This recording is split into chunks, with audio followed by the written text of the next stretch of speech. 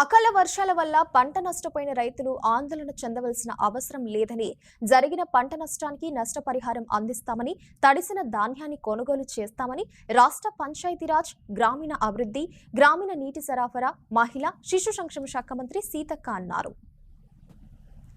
గోవిందరావుపేట మండలంలోని అమృతతండ, లక్ష్మీపూర్, కర్లపల్లి, చంద్రతండ గ్రామాలలో మండల కాంగ్రెస్ పార్టీ అధ్యక్షుడు పాలడుగు వెంకటకృష్ణ ఆధ్వర్యంలో అకాల వడగండ్ల వర్షం వలన నష్టపోయిన పంట పొలాలను సీతక్క పరిశీలించారు.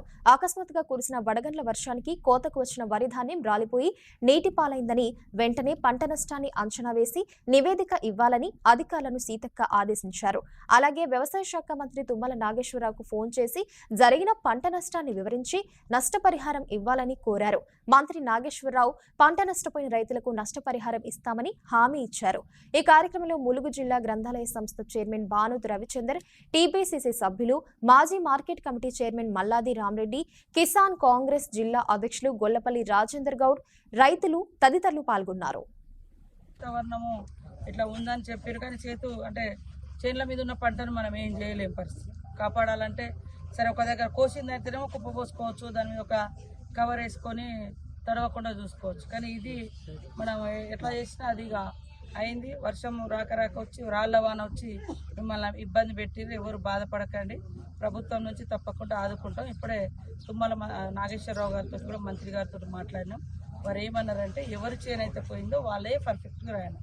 మన అక్కడక్కడ ఏమన్నా లేనోళ్ళది రాసి పోయినోళ్ళది రాసి పోనోళ్ళది రాయకుండా రాసి పోయినోళ్ళది రాలేదనుకో ఇబ్బంది అవుతుంది. కాబట్టి మీరు అందరూ కూడా అందుబాటులో ఉండి అధికారులకు దగ్గరుండి ఎక్కడెక్కడ పోయిందో పంట వాళ్ళ తిప్పి వాళ్ళ పేరు, వాళ్ళ సర్వే నెంబరు, వాళ్ళ లొకేషను రాసి ఇవాళ తొందరగా రాసి పెట్టండి. ఆర్డీఓ గారు లేట్ చేయకుండా అన్ని పనులు బంద్ చేసి ఇదే పని మీద ములుగు వెంకటాపురంలో డిప్యూటేషన్ ఇస్తాం. అటేం లేదట్టాం ఈ వెంకటాపురం తొందరగా రాసేసి ఆయన మంత్రి గారు కూడా ఇద్దామని చెప్పిండు. కాబట్టి లేదంటే జెన్యున్గా మీరు రాయండి దగ్గర. ఎవరన్నా పంట నష్టం పోయిన వాళ్ళది రాయకుండా పోయిన వాళ్ళది రాసిరనుకో ఇబ్బంది అవుతుంది. కాబట్టి ఎవరికైతే బాధ ఉందో వాళ్ళ బాధను మనం అర్థం చేసుకోవాలి. వాళ్ళకి ఎంతో కొంత సాయం అందించాలనేది మన ప్రభుత్వ లక్ష్యం. కాబట్టి తప్పకుండా నష్టపరిహారం ఇస్తాం. ఇక్కడ మీరు అందరూ కూడా సహకరించి వాళ్ళతో ఉండి పేరు రాయించుకోవాలి.